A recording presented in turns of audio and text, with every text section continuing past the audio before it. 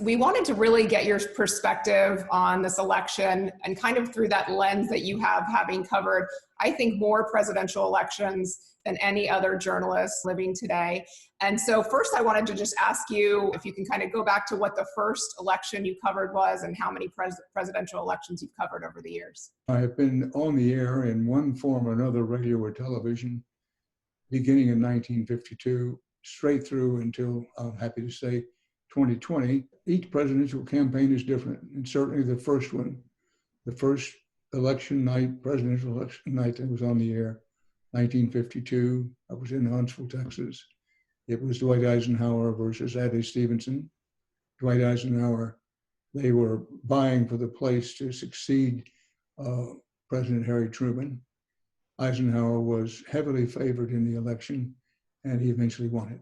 And I know this election obviously is one like we've never seen before. It's unprecedented. So I want to talk a little about that. And I know that you've said in the past that Donald Trump is a president and a candidate like we've never seen.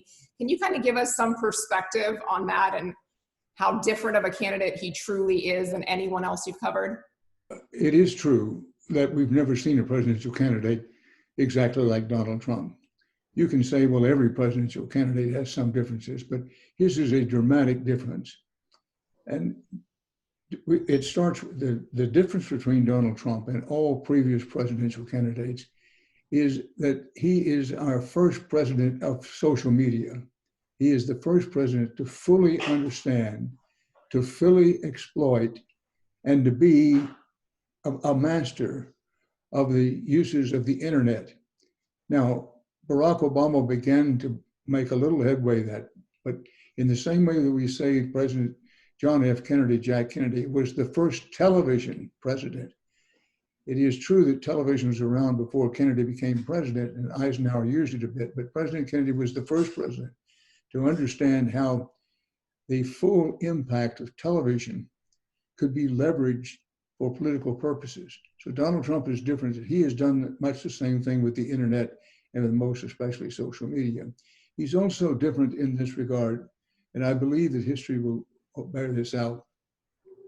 He's the first candidate we've had as president, and certainly the first one to win the presidency. He's actually the first president who seems not to believe in the basic institutions of our government. To review, we have a constitutional republic based on the principles of freedom and democracy, which is built around a system that's designed to give checks and balances.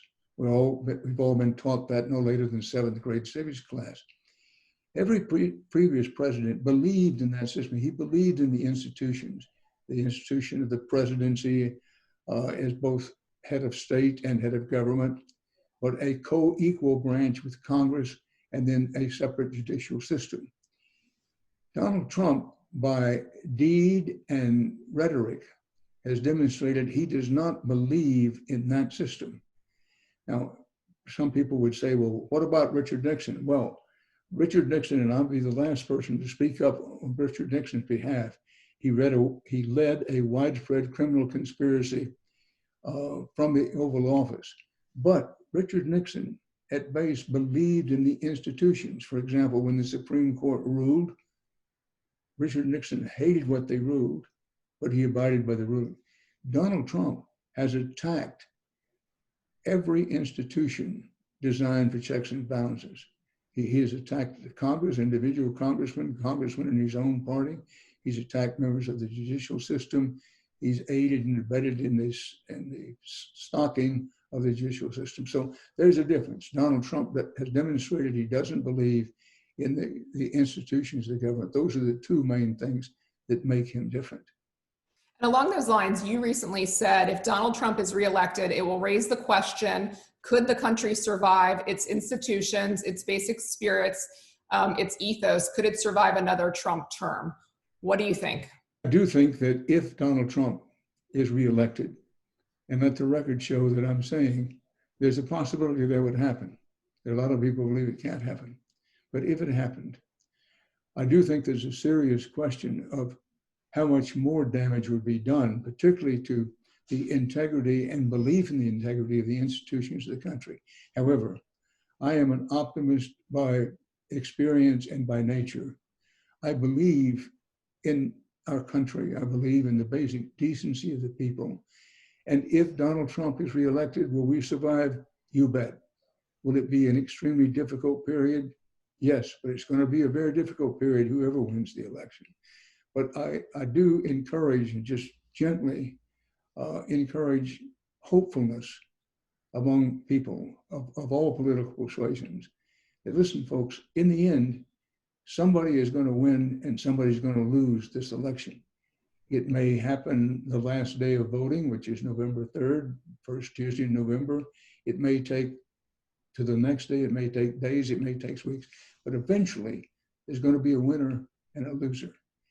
And that puts us to the test of whether the losing side will accept that the winners have actually won and that it is the voice and the decision of the people. We've always been able to do it in the past. I have confidence we can do it this time, but it's going to take work on everybody's part. And what bothers me the most, and I do recommend, again, gently, that people think about it, is how do we reach reconciliation after the deep divide in the country and a bitterly fought presidential campaign? It's very important that the winners don't gloat and try to reach common ground with the losing side.